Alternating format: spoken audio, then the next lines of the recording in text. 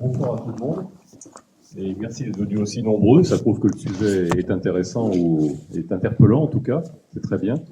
Donc je vais commencer par remercier la mairie de nous accueillir dans cette belle salle Sainte-Barbe et de nous chauffer en même temps. Et on va voir qu'il y aura peut-être d'autres moyens de chauffer d'ailleurs dans la suite de l'exposé. 100 watts par personne. Comment ? 100 watts par personne. 100 watts par personne, oui. Alors bougez un peu, on va réchauffer l'atmosphère.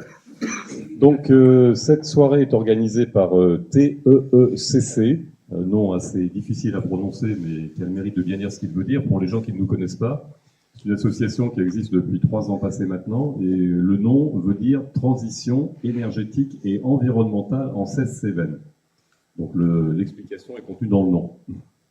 Voilà. Donc c'est une association, comme je vous disais, qui œuvre sur le territoire de la communauté de communes.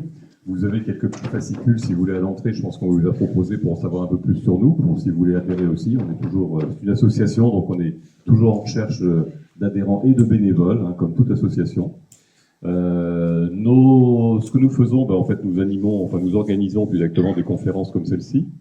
Nous organisons aussi d'autres manifestations. On a, par exemple, le 21 juin dernier, on a fait la fête de l'environnement pour la communauté de communes.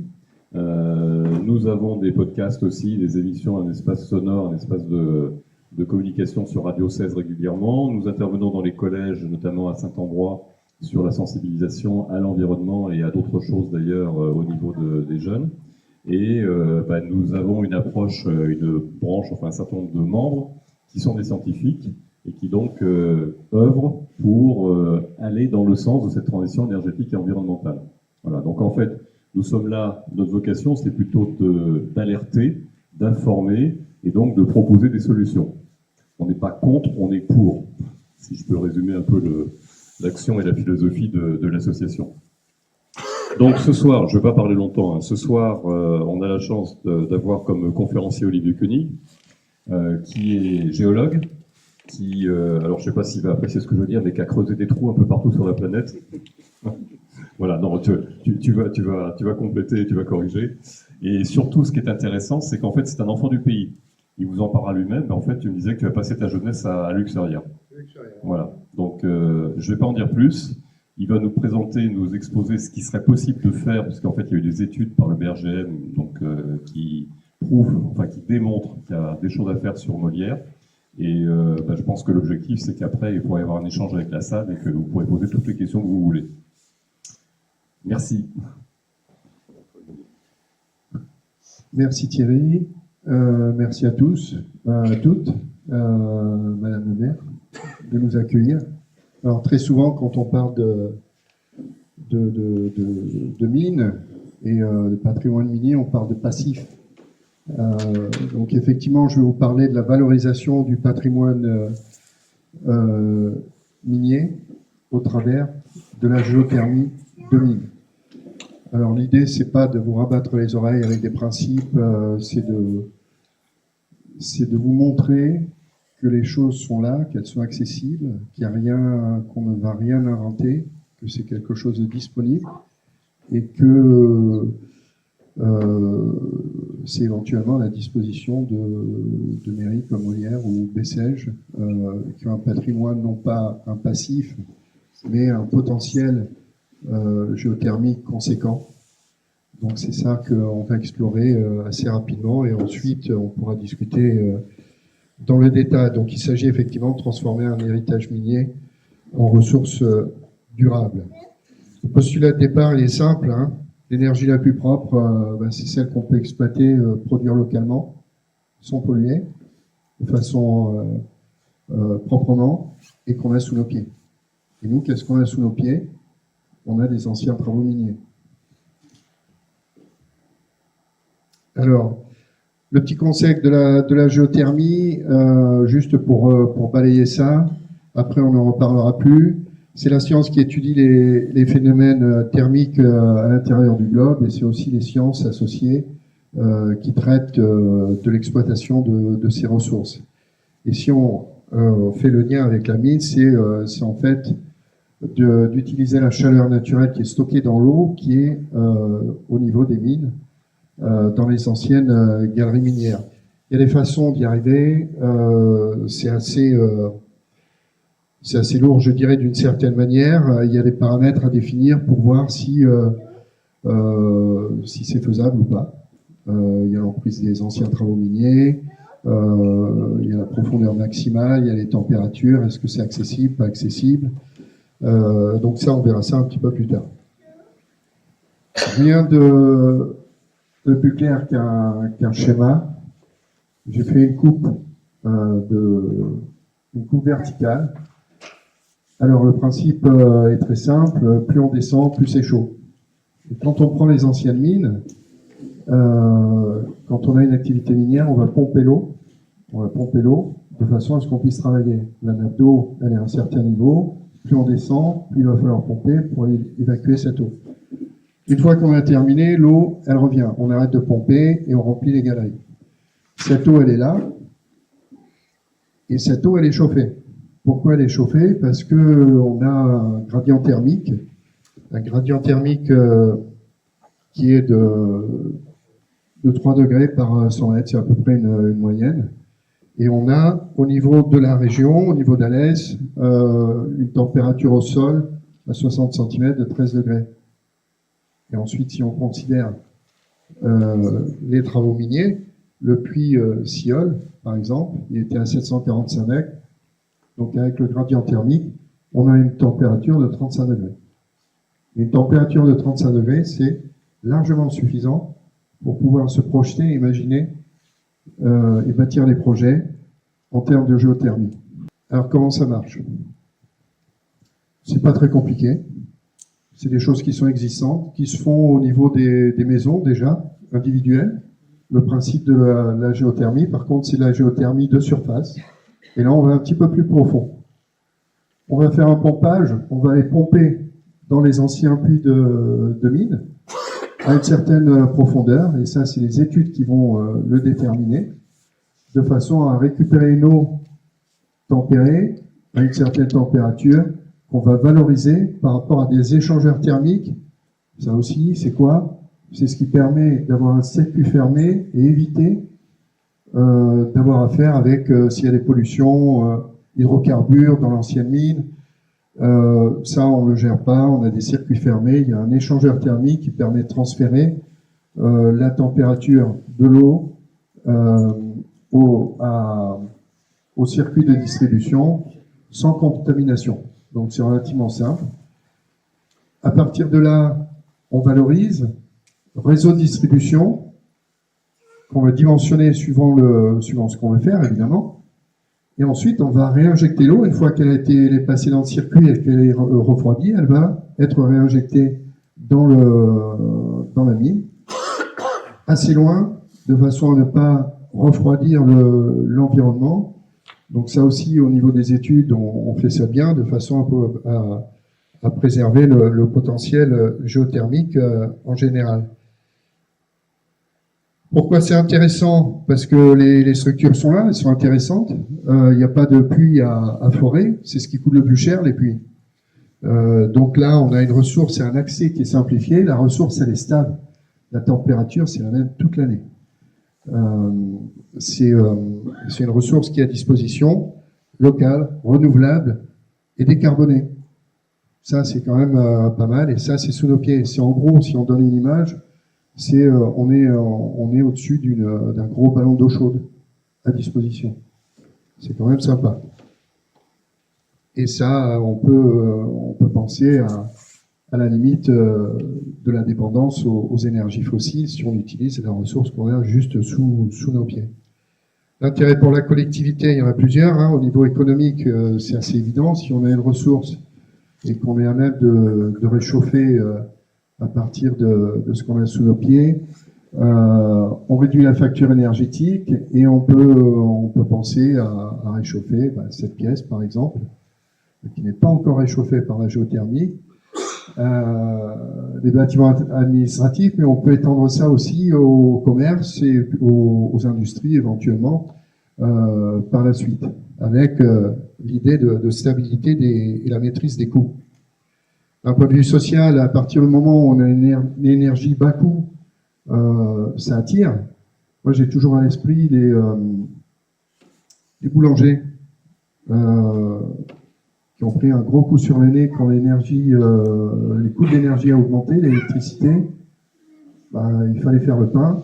L'énergie avait doublé et triplé, l'électricité, et ça a été compliqué. Là, on n'est pas sur ce modèle-là, dans la mesure où on a une énergie, une stabilité des coûts. Donc, on a la possibilité d'attirer et de favoriser la création d'emplois, tout en faisant le lien, évidemment, avec le passé. Niveau environnemental, c'est une évidence. On contribue en plus à la stratégie régionale, globale, pour la réduction du bilan carbone. Et l'idée d'avoir une ressource exploitable sous nos pieds, renouvelable et décarbonée, c'est mieux que le nucléaire. Au niveau résilience, au niveau du numérique, comme ça, c'est une autonomie énergétique.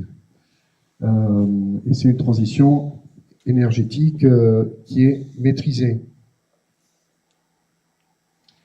Alors, petite carte, carte d'Europe.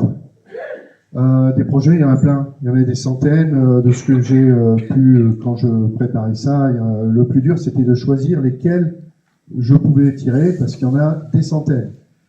Il y en a aux Pays-Bas, en Allemagne, il y en a en Espagne, en Angleterre, en Écosse. Il n'y en a pas en France. Enfin, il n'y en avait pas en France. On n'en voit qu'un, c'est Gardanne, dont je reviendrai là-dessus. Donc, c'est quelque chose qui existe déjà, qui est déjà avancé, et qui est mis en application en Europe depuis pas mal de temps. Donc ça, c'est rassurant, parce que ça nous dit une chose, c'est que déjà, ça se fait, c'est des choses qui sont prouvées, qui se font ailleurs et qui marchent bien. Sinon, on ne le ferait pas et il n'y aurait pas une diffusion pareille. Donc, on en est au début en France. Mais en France, il y a une chose qui a changé, et ça, c'est relativement récent, c'est les changements du cadre législatif. On a changé en France le code minier, qui était très ancien, qui a été revu ces 3 dernières années, qui est finalisé et qui met en avant, qui facilite les projets de ce type-là, au travers d'une simplification et aussi pour accompagner, faciliter la transition énergétique. Et notamment, tout ce qui est géothermique est maintenant inclus. C'est un moyen et c'est un développeur. C'est ce qui n'était pas ou qui était compliqué avant d'un point de vue législatif ne l'est plus. Donc c'est une ouverture pour le futur. Je vous ai mis là une de journaux. Ça, c'est en Angleterre. Après 30 ans de fermeture, les mines de charbon de la ville de Seaham en Angleterre réouvrent leurs portes, cette fois au profit d'une énergie décarbonée, celle de la géothermie. Une reconversion écologique pour l'un des plus grands symboles de l'ère industrielle. Ça, c'était en 2021. C'est une bonne avancée, c'est en Angleterre, et c'est un projet parmi tant d'autres, mais j'ai voulu saisir quelques-unes de journaux. Ça, c'est en France. C'est Gardanne, je l'ai mentionné. Ça, c'est le 19 février 2019. Et ils disent, un écoquartier d'activité économique et culturelle est en train de naître sur l'ancienne mine de charbon de Gardanne. Fermée en 2003, c'est 14 hectares de projets de développement industriel. Et juste après, ça, c'est un an après. Et ça, c'est l'ouverture.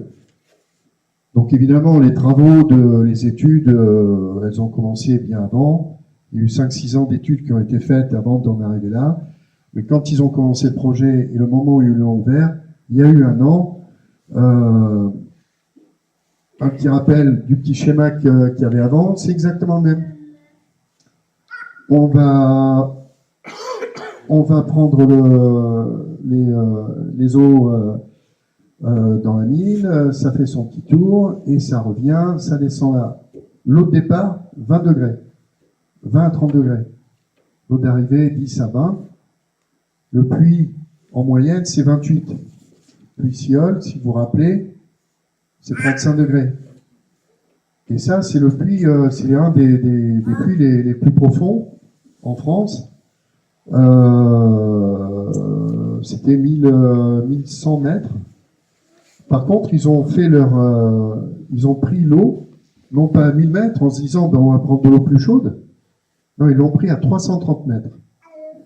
Donc, ils n'ont pas été chercher au plus chaud, c'est pas la peine. Donc, quand on pense au puits Siol, on se dit, il va falloir descendre à 745 mètres. Non, c'est pas la peine. La combinaison entre l'échangeur thermique et la pompe à chaleur fait que on n'a pas besoin de très forte température. C'est la pompe à chaleur qui va faire le travail.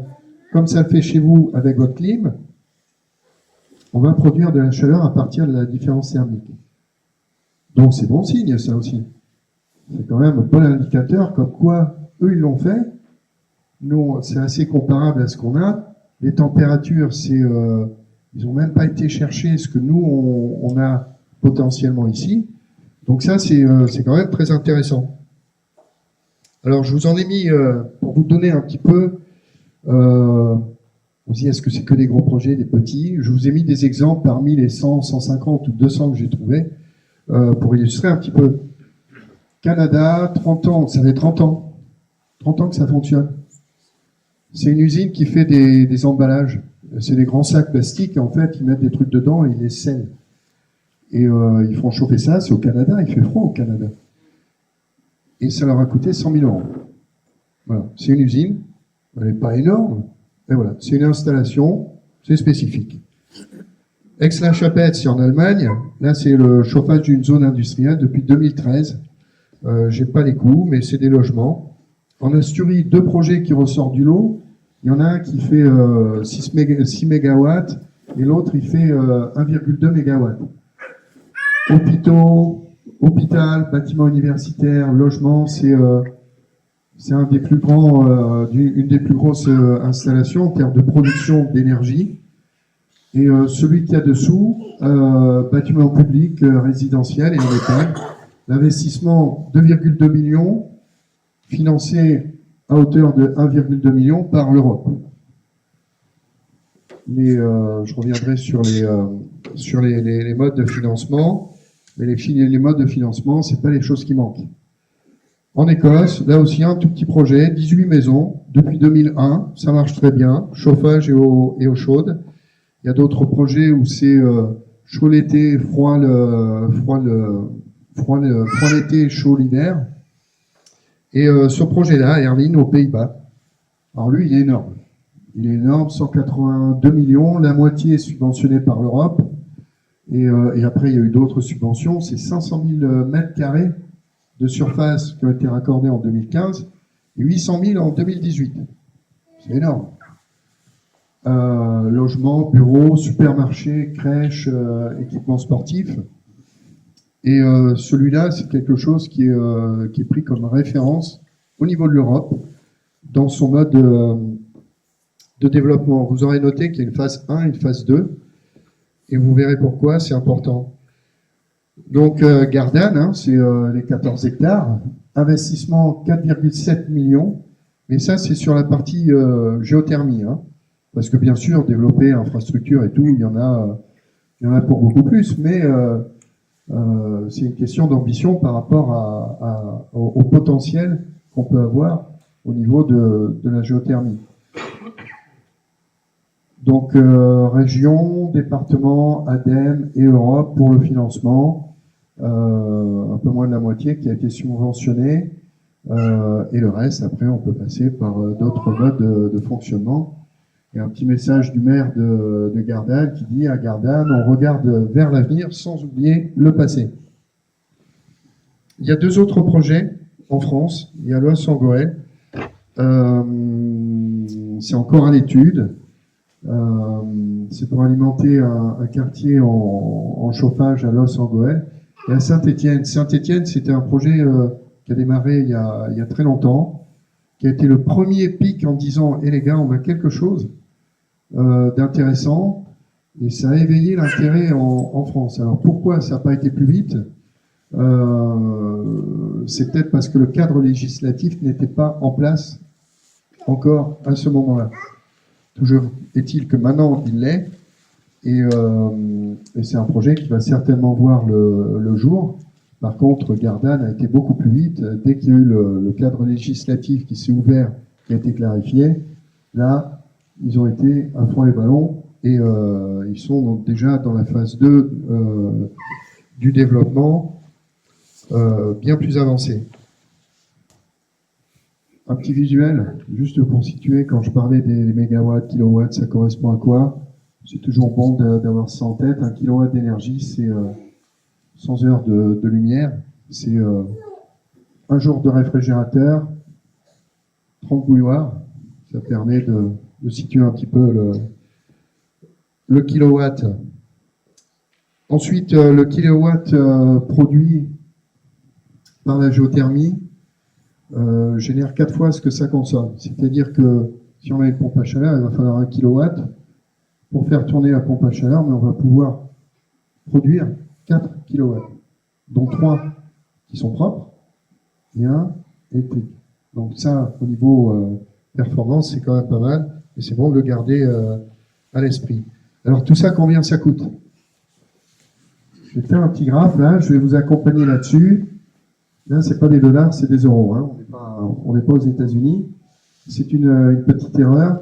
Ça, c'est en bleu le coût maximum et minimum. Donc, si on prend ici le nucléaire, on est à 8-9 centimes du kilowatt. Kilowatt, vous vous rappelez, c'est 30 bouilloires. Le gaz naturel, la géothermie profonde. La géothermie profonde, c'est très cher parce qu'il faut faire des forages très profonds, très compliqués, très durs. On va chercher de la vapeur. Techniquement, c'est chaud. Alors c'est chaud, géothermie, mais c'est compliqué à faire. Donc voilà, c'est la raison pour laquelle c'est cher. Et ensuite, on va l'éolien terrestre, le solaire et la géothermie minière le moins cher. C'est assez proche du solaire en fait. Donc pourquoi on ne ferait pas du solaire? Il y a une raison pour ça. C'est pas pareil. Je vais introduire un facteur qui est on appelle ça le facteur de charge, c'est en fait l'efficacité quand on fait une production d'énergie, pour mesurer cette efficacité, pour faire simple. Voilà. Et quand on applique ça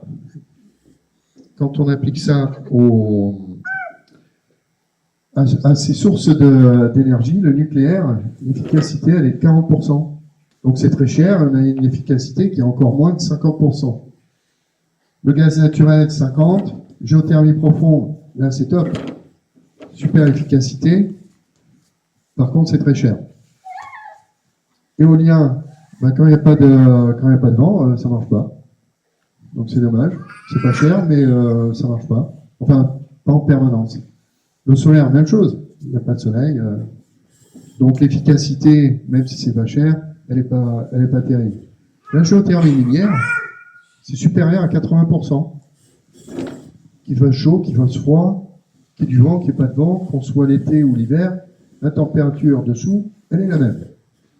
Donc, on a une efficacité qui met la géothermie en avant comme étant la source de chaleur la plus économique et qui a le facteur de charge absolument exceptionnel, supérieur à 85%, et ce qui fournit une garantie tarifaire toute l'année et qui est le plus économique.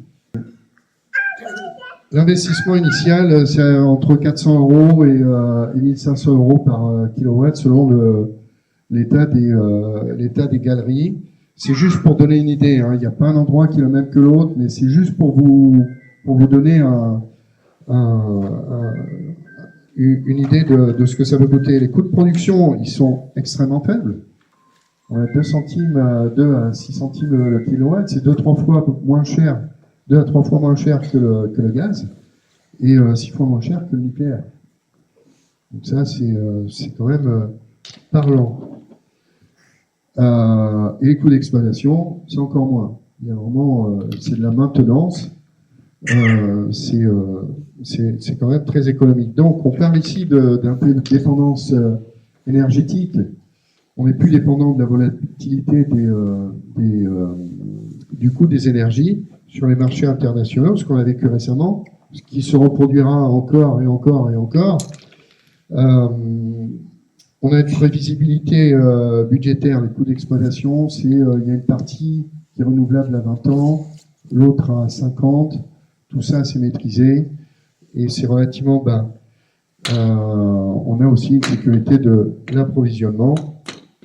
On a cette ressource qui est disponible en continu, stable, juste sous nos pieds. Donc effectivement, contrairement aux énergies fossiles, il n'y a pas de variation. On sait ce qu'on a, on maîtrise, et ça ne changera pas dans le temps. Ce qui est quand même un gage pour une mairie, un fonctionnement assez exceptionnel. Alors pour en arriver là, il y a quand même des choses, un minimum de choses à respecter. Les études, c'est très important. Comme je disais, il n'y a pas un endroit qui se ressemble. Il faut, je vais décrire ça un petit peu par la suite. Les investissements doivent être maîtrisés. Il faut des partenariats forts. Une approche progressive. Vous avez vu phase 1, phase 2, phase 3. Et ensuite, la communication citoyenne est très importante. Donc les études, quand on parle d'études, on parle de quoi? On parle de cartographier les galeries. Ça peut aider quand on va faire le réseau de distribution à savoir où est-ce qu'on doit aller, et les coûts ne seront pas les mêmes si on doit faire 400 mètres de tuyaux ou 2 km de tuyaux, évidemment. Les eaux, c'est important de savoir ce qu'il y a dedans. Est-ce qu'il y a des hydrocarbures? Est-ce que c'est acide? Est-ce qu'il y a de la ferraille? Est-ce que ça va abîmer les canalisations? De façon à pouvoir planifier par la suite ces coûts et de pouvoir les gérer au mieux. Et bien sûr, dimensionnement. Il faut bien dimensionner les infrastructures de façon à pouvoir gérer les coûts au maximum. Donc le cas d'Erlin aux Pays-Bas, par exemple, ça a été un succès parce qu'il y a eu un gros travail préliminaire d'études qui a permis de bien dimensionner le projet et de bien jauger le financement, ce qui a donné une viabilité à long terme garantie. Il y a des coûts à prendre en compte et ces coûts-là, ça fait partie du dimensionnement. Une fois que c'est maîtrisé, ça permet de donner une certaine crédibilité quand on va chercher les financements. Les financements peuvent être importants, mais on a vu aussi qu'ils peuvent être très limités, suivant la taille du projet ou les ambitions qu'on a par rapport au potentiel géothermique qu'on veut développer ou utiliser. Dans tous les cas, au niveau de la géothermie, le coût du kilowattheure devient vite extrêmement compétitif par rapport aux autres sources d'énergie. Je parlais d'écosystème. Alors, c'est la collectivité qui pilote. Ça permet d'activer tout un réseau ou de mobiliser des ressources locales pour l'exploitation technique, l'ingénierie, la gestion du projet. Ensuite, pour la gestion du réseau de chaleur, par exemple. Si on prend l'exemple d'Aix-la-Chapelle, il y avait un trinôme entre les universités, la ville, les opérateurs énergétiques. Nous, on a l'école des mines qui est pas loin. On a des ressources intellectuelles qui peuvent accompagner sur ce genre de projet. C'est absolument indispensable, je dirais, de les intégrer là-dedans. C'est très utile. Et les habitants, cohésion citoyenne, il y a toujours des détracteurs. Il y a ceux qui voient des solutions dans tous les problèmes et certains qui voient des problèmes dans toutes les solutions. Il y a ceux qui sont contre et il y a ceux qui adhèrent. Ça, c'est important. La transparence, la visibilité, et ça, dès le début du projet, à partir du moment où on commence à faire les études, il faut expliquer. Et quand on explique, quand on est transparent, ça passe. Et c'est la méthodologie qui a été adoptée pour beaucoup de ces projets et qui ont amené, il faut intégrer ce projet de développement, ce projet, dans un projet de développement du territoire. Ça s'invente pas, ça se fait dès le départ. C'est tout ce microcosme qui fait qu'un projet comme celui-là va jusqu'au bout. Très brièvement, au niveau des financements, il y en a. Il y a l'ADEME, il y a le fonds de chaleur, il y a le fonds européen, les FEDER. Ils n'arrivent jamais à dépenser toutes les enveloppes qu'ils ont, qui sont sur... il y en a des plans sur 3 ans, 4 ans, 7 ans. Ils n'arrivent jamais au bout. Alors on peut les aider à dépenser ces enveloppes. Elles sont là. Elles sont à utiliser. Et elles ont été mobilisées au niveau de l'Espagne de façon très importante. On a vu des grosses portions qui ont été financées par l'Europe. Et après, tout ce qui est banque, ce qui n'est pas financé par l'Europe, il y a aussi la possibilité d'obtenir des crédits à long terme. Quand on a vu que l'amortissement était sur 30 ou 50 ans, c'est des choses qui peuvent être intégrées même sur une petite commune. J'ai parlé d'étapes. La phase pilote, on commence petit, on teste, on ajuste, on apprend. Ensuite, on développe, on passe à l'évaluation, et ensuite, on développe.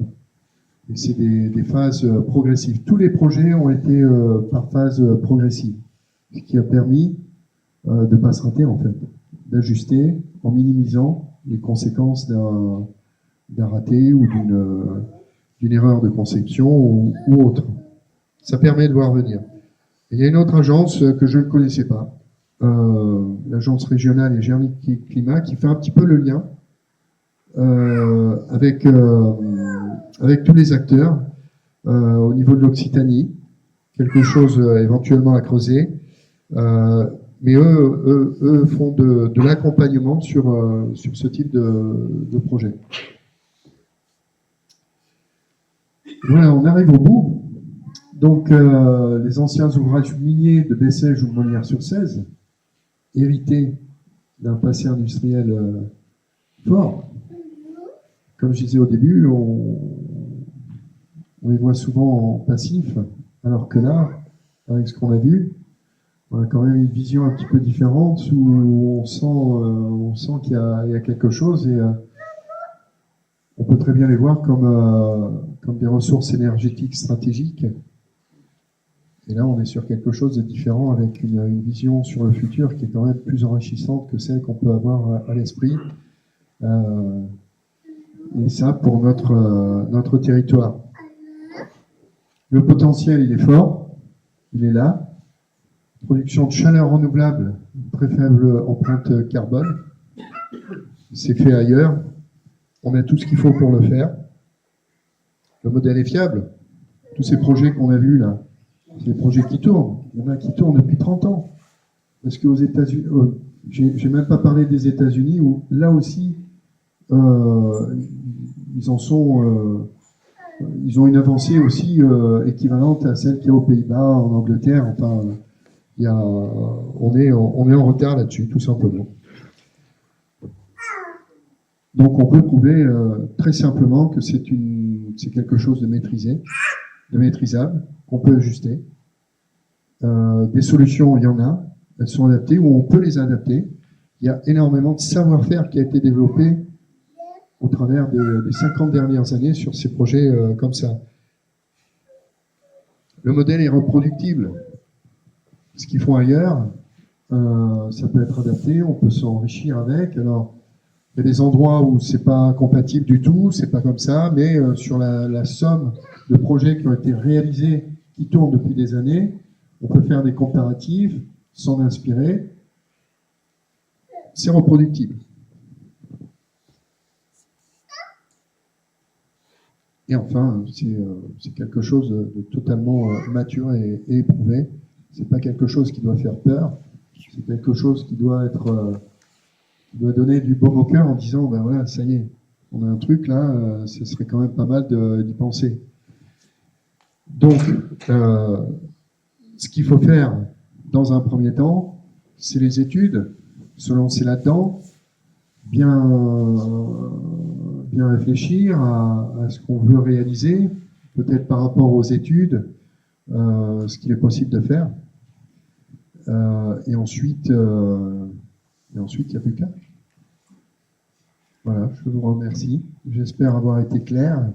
J'ai essayé de simplifier au maximum. L'idée, c'était pas de faire de la science, mais de donner ce qu'il y a du réel par rapport à la géothermie. Voilà, merci beaucoup.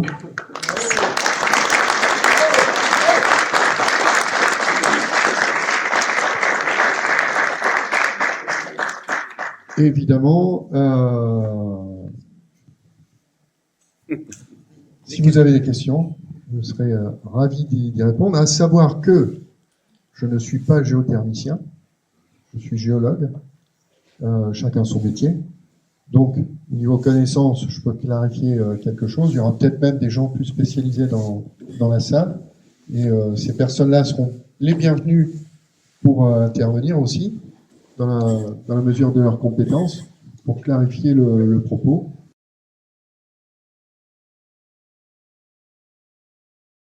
Comment s'assurer que les galeries qui pourraient être exploitées sont bien noyées avec de l'eau, parce que sinon ça ne sert à rien.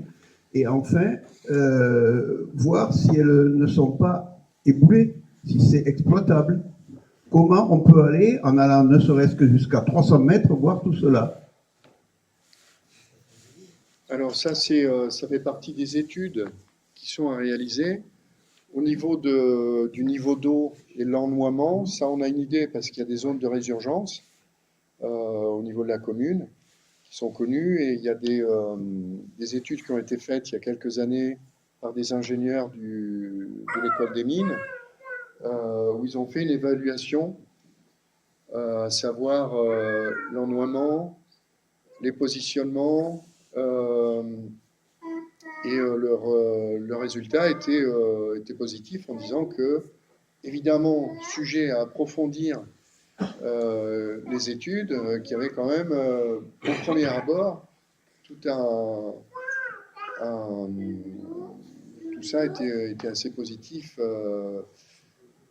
Il y a des moyens techniques pour aller voir des micro-sondages, pour aller voir effectivement les éboulements.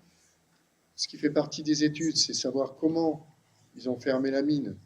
Est-ce que, délibérément, ils ont fait exploser les galeries?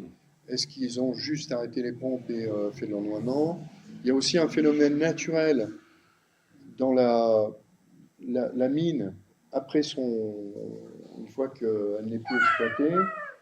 Il y a des effondrements qui vont se passer, il y a des cavités qui vont se créer. Donc tout ça s'étudie. Il y a le moyen de savoir en fonction de la géologie et du type de galeries qui ont été forées, se dire à cet endroit-là, il y a une forte probabilité pour que naturellement il y ait eu un effondrement. C'est des choses qu'on voit en surface des fois, et qui permet de dire, voilà, il a dû se passer ça dessous, et on peut se retrouver avec des qualités beaucoup plus grandes, et des disponibilités d'accès, des facilités d'accès aux eaux souterraines, facilitées par rapport à, ça ne sera pas sur le puits principal Siol, mais peut-être ailleurs, et ça nous permettra d'envisager les moyens d'aller capter cette eau, à savoir que, comme ils ont fait à Gardanne, on n'a peut-être pas besoin d'aller à 700 mètres non plus.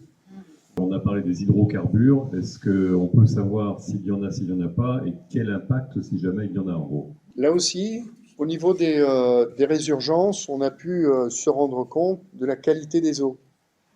Donc, ce qui ressort au niveau des résurgences, ça part dans la rivière, c'est maîtrisé, c'est contrôlé, et là, il n'y a pas de choses qui ressortent en surface. Toujours est-il qu'en profondeur et dans les galeries, il y a toujours la possibilité, vu qu'il y avait il y avait du gasoil qui était utilisé, il y avait des choses pas très propres qui sont encore dessous. Alors l'idée, c'est de ne pas remobiliser ça, parce qu'en plus, il y a les hydrocarbures, mais une fois qu'on va gratter la terre, on va mobiliser ou remobiliser des choses qui étaient déjà dans la roche et qui peuvent être déplaisantes. Des sulfures, des choses, voilà, ça, on ne veut pas avoir à le gérer. Et pour faire très simple, et là, ça demande de faire des prélèvements, d'étudier la qualité de l'eau, de façon à dimensionner et d'adapter le réseau de surface, de façon à ne pas être impactés par les eaux en sous-sol. Pourquoi on utilise un échangeur thermique? C'est justement pour avoir un réseau fermé, de façon à ce qu'il n'y ait aucun mélange. Voilà, ça rentre d'un côté, ça sort de l'autre, et ça n'a jamais été mis en contact avec les autres surfaces. Et ça, c'est un procédé qui est relativement courant, très efficace et exploité dans la majorité des cas. Sur les cas que j'ai vus, en Allemagne, des anciennes mines de fer, là, il y avait des problèmes de rouille, il y avait ceci, il y avait cela, c'était un petit peu problématique en surface, mais on n'est pas dans cette configuration-là. Quel procédé vous utilisez pour savoir où vous forez?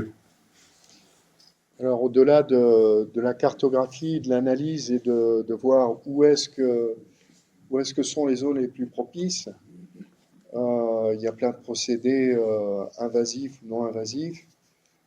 Invasif, ça veut dire qu'on va rentrer quelque chose. On peut avoir des cartographies de surface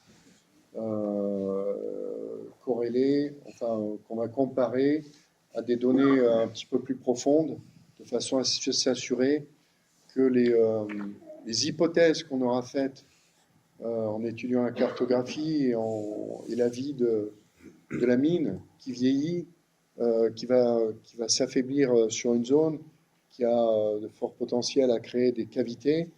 Tout ça, on peut l'imager.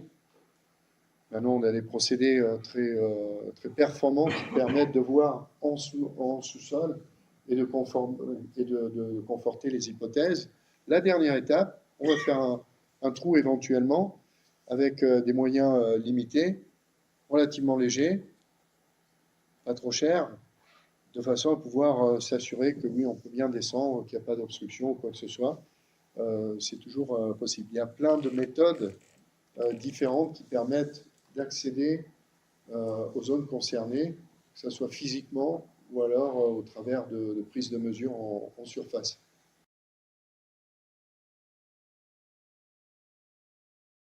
Oui, vous nous avez parlé beaucoup des aspects positifs qui sont très séduisants.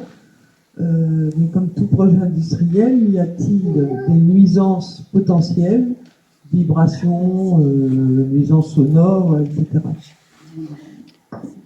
Alors, les nuisances sont associées non pas aux structures souterraines, elles sont associées au système de surface. Voilà, c'est des pompes. Mais suivant la taille et le dimensionnement des projets, pour les plus petits projets, c'est des choses qui sont relativement similaires. Une pompe à chaleur, des choses, voilà, ça ne fait pas plus de bruit que. Alors, une pompe à chaleur, ça fait du bruit. Si on a en fait des zones où on va. Si on prend une grande surface à couvrir, il y aura des relais entre les deux. Et là, on peut très bien gérer l'acoustique de façon à avoir un minimum d'impact sonore, par exemple. Et puis, il y a l'impact visuel aussi, tubulaire. Alors, est-ce qu'on les enterre? Est-ce qu'on les laisse en surface? Donc, oui, forcément, quand on est sur un développement industriel, il y a quelques perturbations. Mais on n'est pas sur des projets qui sont vraiment perturbants parce qu'il y a des systèmes similaires déjà qui vont faire la même chose. Ça, c'est quelque chose qui est pris en compte au niveau des études, au niveau des débits qu'on peut tirer. Et chaque mine est différente à ce niveau-là, hein. Ça dépend de la nappe, ça dépend de l'alimentation en eau. Si on tire trop, vous avez tout à fait raison, on risque de provoquer des dégâts.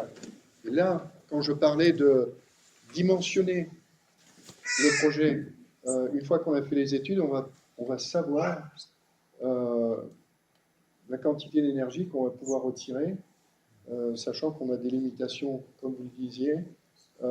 Si on tire trop, on va provoquer des dégâts et ça peut remonter en surface, on peut avoir des impacts. Donc ça, c'est au niveau du dimensionnement, au moment des études, ça, c'est pris en compte.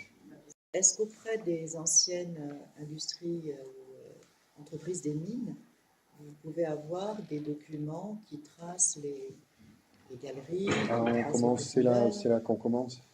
Et oui, C'est là que tout le travail commence. C'est déjà la cartographie qui est déjà voilà. qui est là, qui est disponible et qui est très détaillée. Les ingénieurs des mines avaient tout ça et un dépositoire à la Grand Combe, mais il y a aussi les données qui sont disponibles au niveau du BRGM, c'est le Bureau régional de géologie minière et c'est une base de données. On ne fait rien si on n'a pas analysé la base de données à fond au départ. Ça, c'est un prérequis. Et là, vous devez avoir énormément de renseignements sur ce qui existe déjà, non? Tout à fait, tout à fait.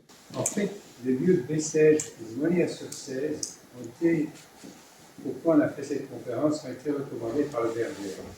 C'est ces deux lieux qui ont été vraiment indiqués par le BRGM et qui apparaissent sur les cartes de l'Institut national géographique.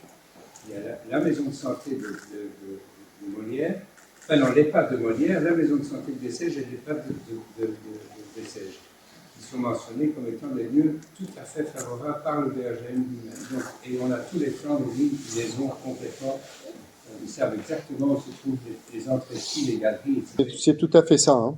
Je confirme. Bonsoir. Alors moi, je travaille depuis 20 ans dans ce milieu-là, de la géothermie. La géothermie, hein. Et de l'aérothermie aussi. Ouais. J'ai été installateur pendant 10 ans et j'ai travaillé en R&D chez les industriels pendant une dizaine d'années. Aujourd'hui, j'ai recréé une unité d'installation sur les Cèges et je continue à faire de la R&D en conseil chez les industriels. J'ai pas vraiment de questions, mais je vais préciser un petit peu vous êtes sur la partie Très bien. captage. Très bien.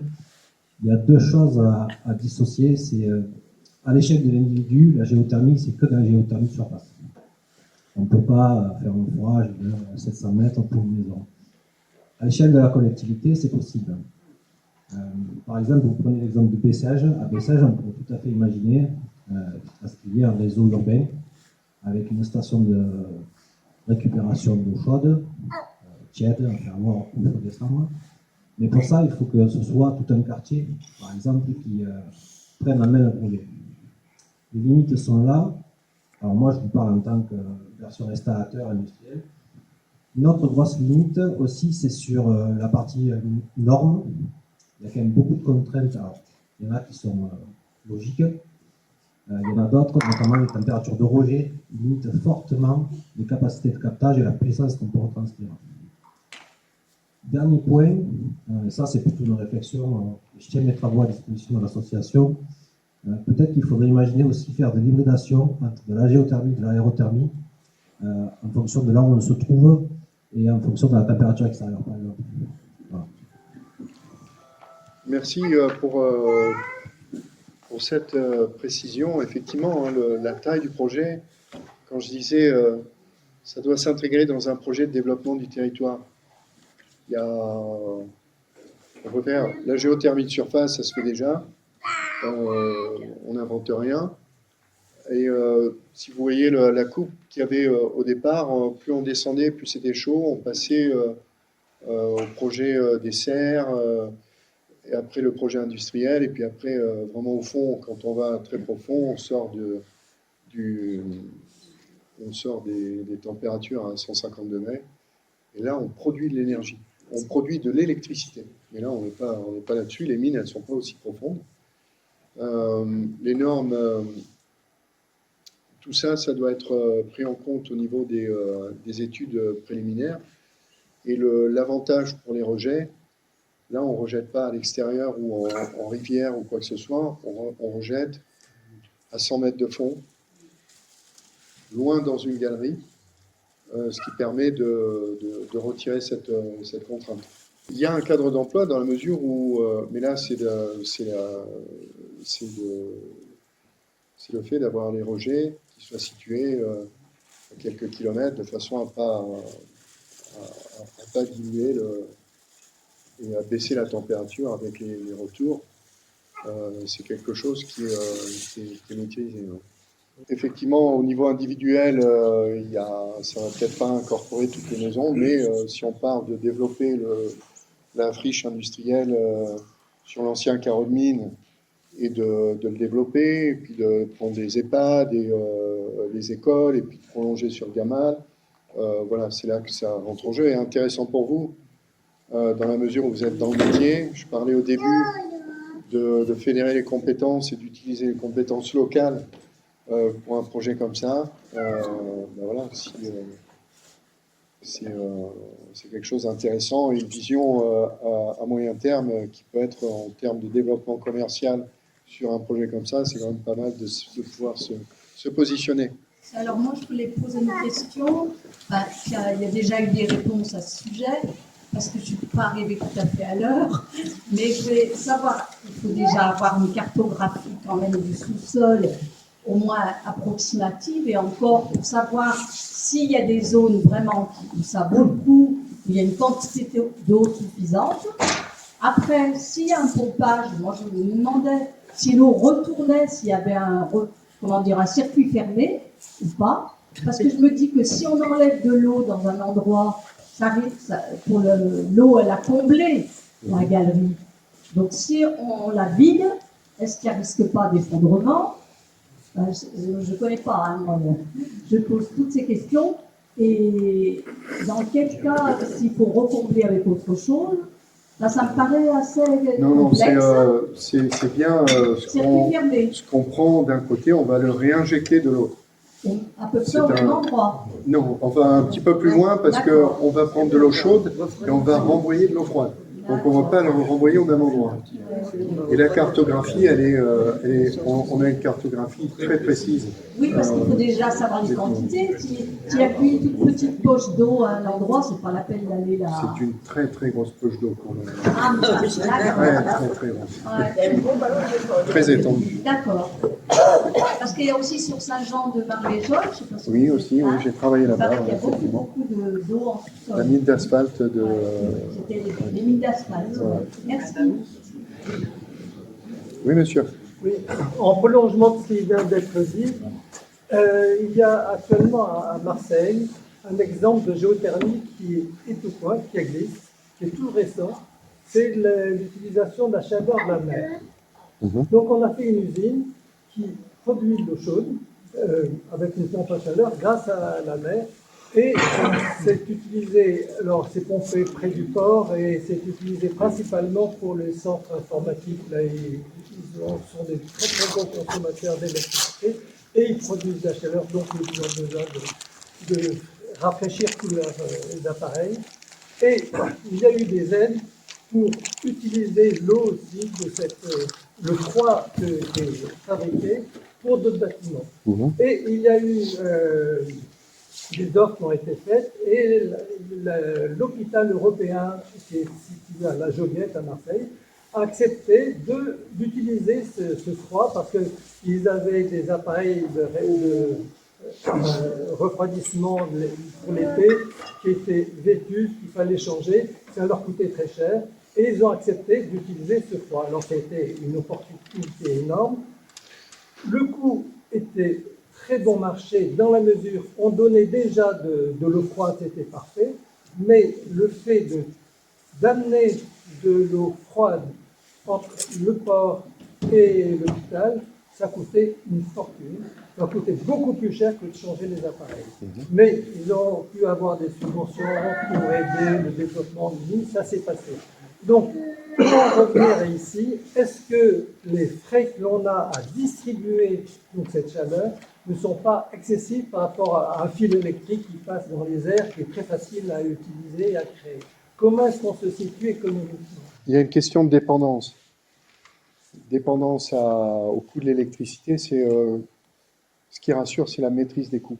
Alors, s'il y a des investissements qui peuvent être assez conséquents au départ, le mode d'amortissement et la garantie de la stabilité des coûts, ça en fait quelque chose qui n'a pas d'équivalent. Paris est en train de développer un réseau à partir des eaux de la Seine. Donc vous avez raison, on n'a pas besoin de température phénoménale pour générer ça, pour faire ça. Donc oui, la stabilité des coûts, c'est ce qui fait la différence au long terme, parce qu'après il n'y a plus de variation. On a cette maîtrise, et on a vu récemment, malheureusement, à nos dépens, que quand ça nous échappe, ça coûte cher et ça fait mal. Ça fait mal à l'industrie. Comment se projeter sur l'avenir? Quand on a un réseau comme ça, avec une collectivité en mesure de proposer aux futurs investisseurs quelque chose de maîtrisé, en disant, voilà, vous venez ici, on a les infrastructures, vous vous installez, et vous avez le coût de l'énergie, c'est tant, et vous pouvez planifier sur 50 ans, ça ne changera pas. C'est du bonheur. C'est de l'eau dans le ballon d'eau chaude, mais naturelle. La nappe d'eau, elle est toujours là. On est sur un circuit fermé, donc on risque pas de pomper une ressource et qui va disparaître. La géothermie, on peut être, l'humanité peut être là, pas là. De toute façon, 3 degrés par 100 mètres, c'est le magma qui décide, c'est la roche, la température de la roche qui va réchauffer l'eau. Ce qu'on met en tuyau et en circuit fermé, c'est pas les nappes dans lesquelles on va pomper pour faire de l'eau dans tous les cas. Cette eau, elle est là. Hein. Elle a toujours été là. Elle est là. Elle est là comment? Excusez-moi. Ah, l'eau de pluie va ruisseler, va venir et va remplir les nappes. Les nappes phréatiques, c'est la même chose. Hein. Alors, excusez-moi, je pense au dérèglement climatique à cause du réchauffement. Et ce réchauffement, moi, avant j'étais dans le Vercors, et il y avait beaucoup d'inquiétudes sur les capacités en eau de toute cette région. Et c'était vraiment des alertes très fortes qui n'étaient pas dites à tout le monde. Hein.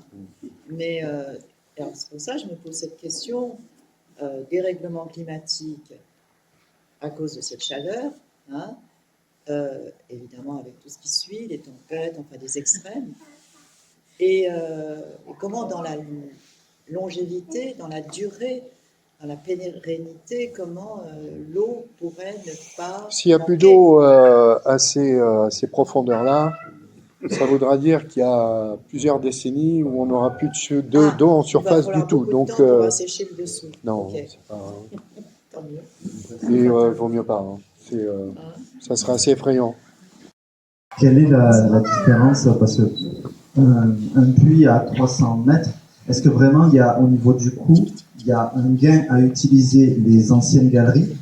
Parce que industriellement parlant, il me semble qu'un forer un puits à 300 mètres, c'est pas très cher, entre guillemets.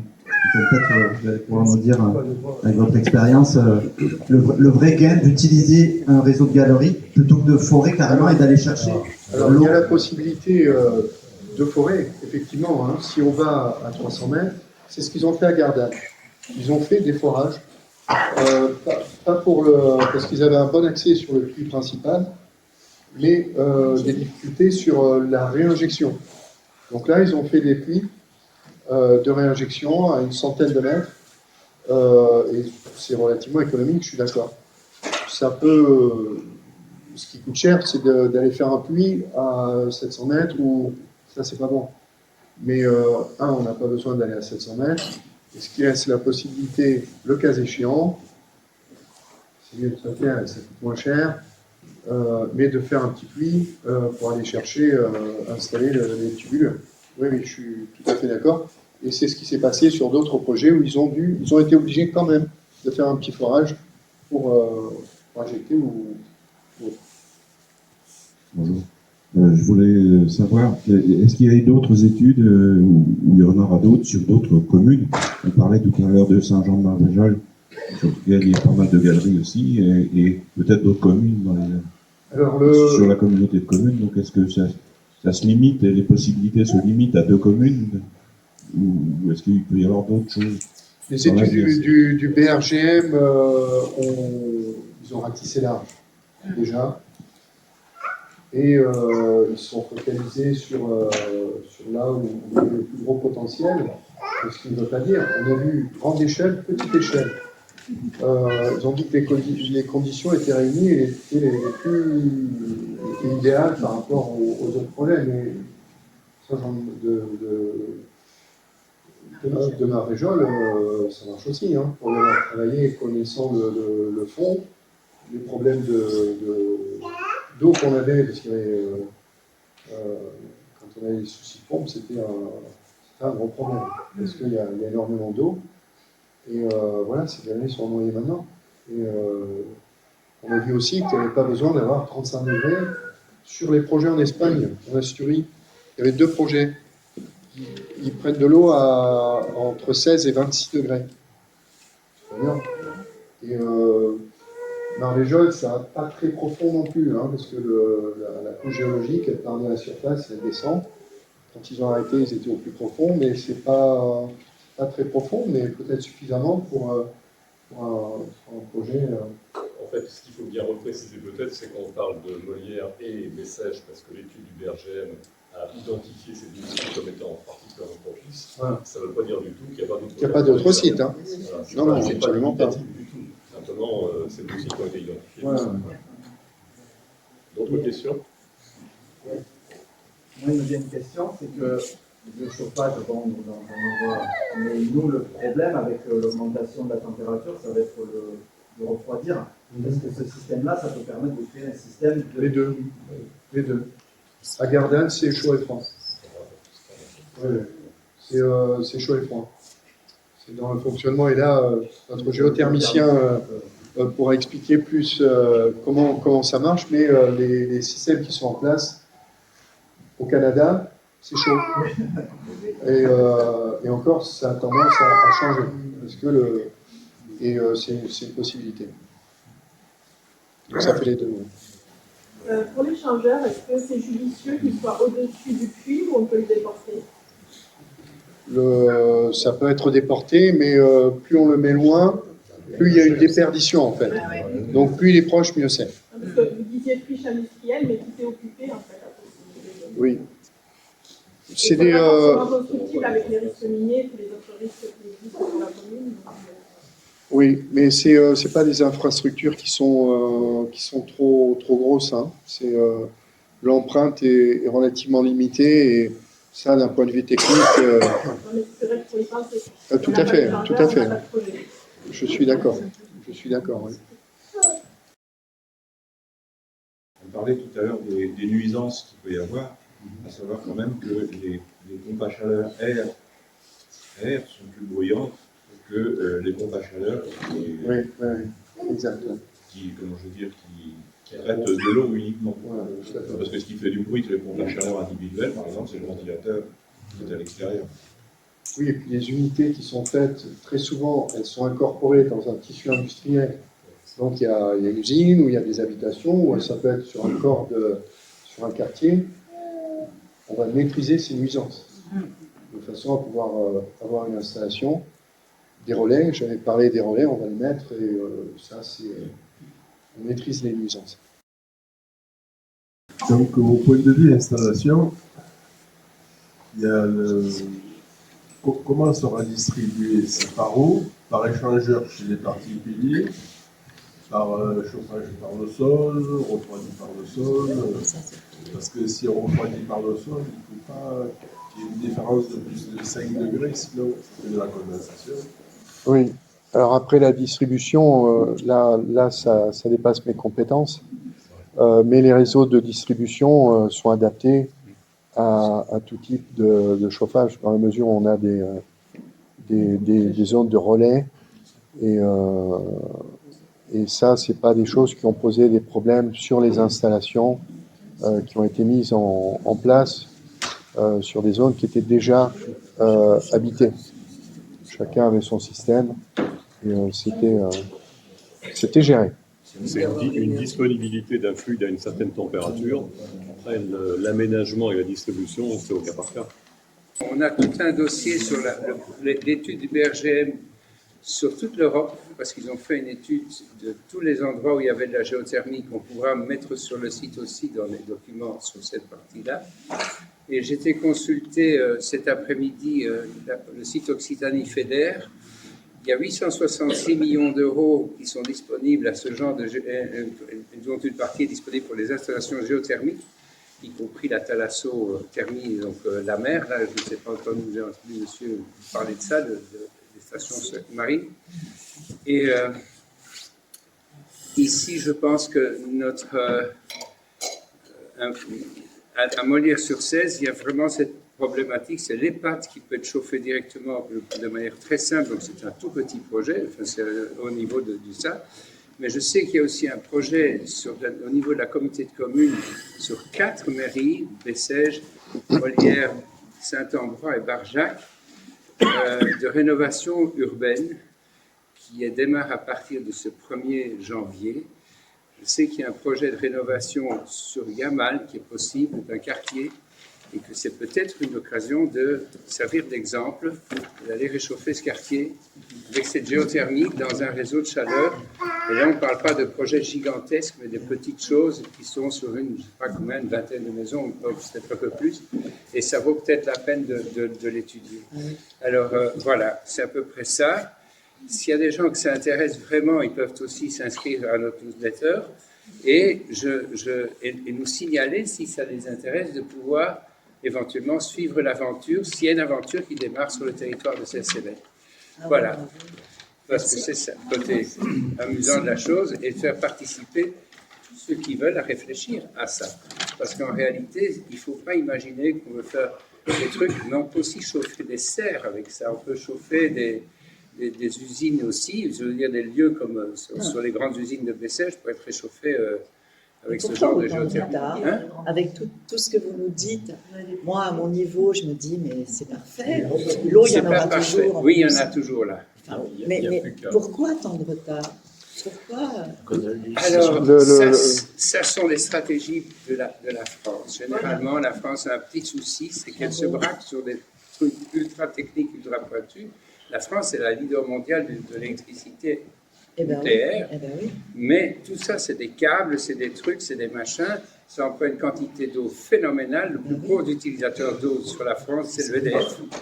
Et puis, il réchauffe des tas de choses. Tandis qu'ici, on est chez nous, ici, on est sur les trucs qui ont été faits par des colonisateurs, des usines, pardon, les minières. Je ne sais plus comment ça s'appelle. Ils ont pris tout ce qu'ils voulaient, ils sont partis comme des sauvages. Mais voilà, donc on a des trous, et ces trous, ils sont pleins d'eau. Autant les exploiter si on peut. Bien sûr. Le code minier qui a été revu, le code minier n'intégrait pas la géothermie avant. Maintenant, il y a une grosse tartine sur la géothermie, parce qu'ils considèrent que, donc, ils ont clarifié tout ça. Et c'est disponible maintenant. On ne va pas se poser la question de dire pourquoi ça n'a pas été fait, on va se poser la question de dire maintenant comment on fait. Oui, vous avez raison.